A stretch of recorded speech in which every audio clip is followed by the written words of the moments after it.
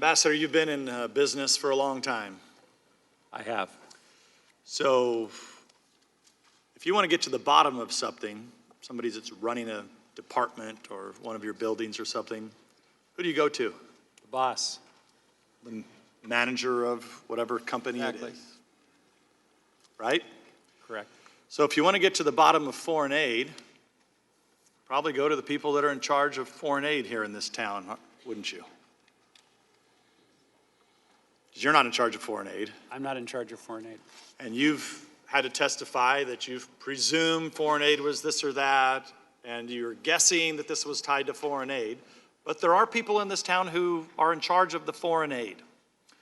And in fact, I don't think it's very fair to you at all, or to us, or to the American people. You might be surprised that we had that person here in the Capitol, in a secret deposition, in the basement, last Saturday.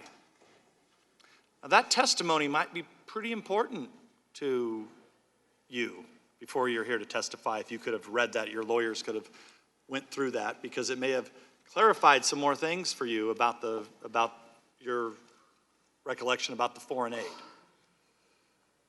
So, we've heard, earlier we heard about we had the chair looking at the cameras telling American people, talking about Watergate with their Watergate fantasies that they continue to, I guess they fantasize about this at night. And then they come here and talk about obstruction of justice because they're not giving you documents that you think you should have. So now they've laid out their clear Watergate argument or articles of impeachment.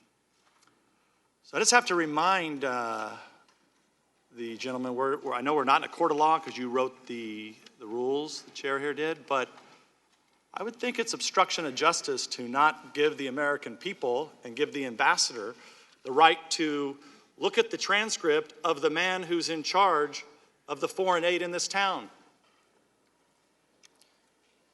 Now I could get into what he said, but the chair could release what he said. And we're not even allowed to call that witness here today.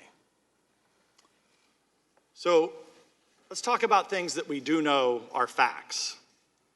Okay, as best as I think you and I and most people know them. President Trump does not like foreign aid to start with. Is that correct, Ambassador? I've heard that, yes. And you've testified that watching over the EU, you have 28 countries, you have neighboring countries that you work with. One of his biggest complaints is the lack of participation that those countries participate in programs around the world. Isn't that correct? That's correct. Especially NATO. Yes. Right?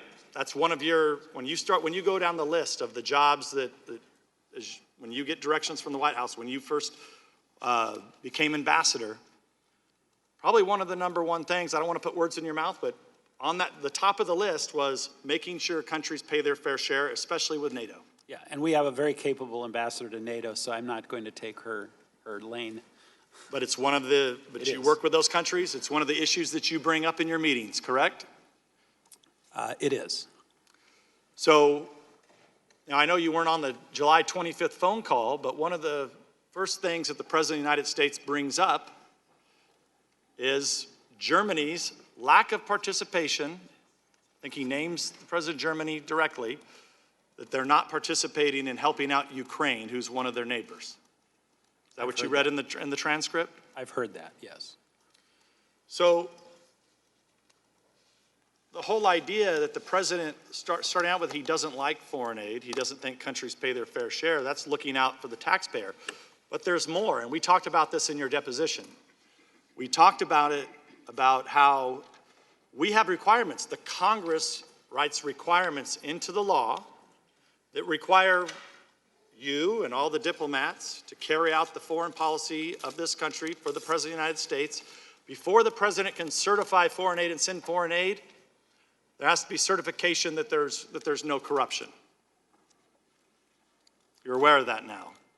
I am now, yes. So being that you learned about that in your deposition, now looking back at clearly the challenges and concerns the president had with the involvement of high-level Ukrainian government officials, including the ambassador here in the United States that attacked him during his presidential campaign, the concerns of leaks that were leaks or just made-up stories and conspiracy theories that were spun in the Steele dossier that the Democrats on this committee own.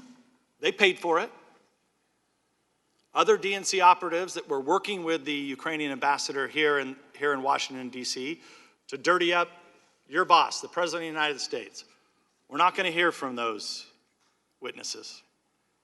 Just like we're not going to hear from the person we deposed on Saturday. We're not going to hear about what the real reason, the person who's in charge of making sure that foreign aid is delivered, we're not going to hear about what actually happened with the foreign aid.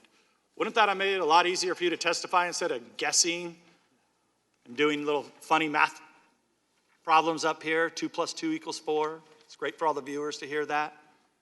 Wouldn't it be easier if you just knew exactly why the foreign aid wasn't given? It would have been easier to testify if I had a totality of the record. And would you trust the person who's in charge of cutting the checks for foreign aid, the top career diplomat or the top career official? I'd have no reason not to. Thank you.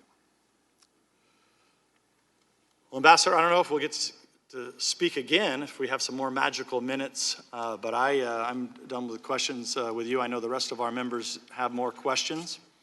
Let me turn to, I know Mr. Castor has some more questions.